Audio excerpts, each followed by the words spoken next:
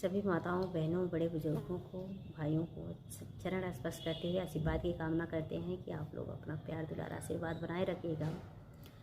इसी आशा के साथ एक छोटी सी गीत लेकर आए हैं नए साल पर। नया साल आ रहा है तो दुल्हा घर पे नहीं है और कह रही हैं कि आ गया नया साल, बलम नैनी ताल से आजा। गीत का भाव है। गीत कैसी लगी आप लोग कमेंट में ज़रूर बताइएगा और वही भूल को माफ़ कर कीजिएगा। आई गयल नया साल, बलम नैनीताल से आजा।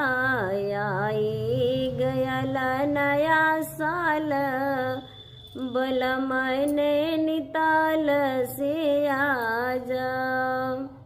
एक त नया साल दूज लाग जाड़ा, एक त नया साल दूज लाग जाड़ा।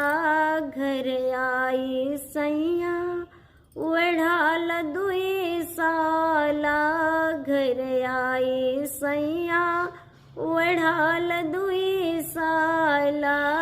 ओढ़ाल दुई साला, ओढ़ाव दुई साला।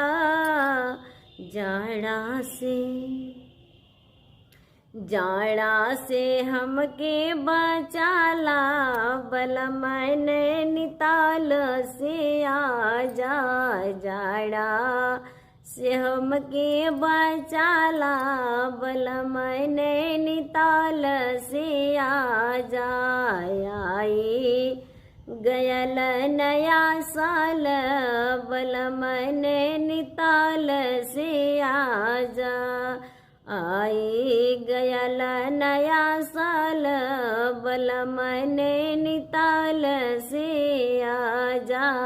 आई गयल नया साल, बलम नैनीताल से आजा।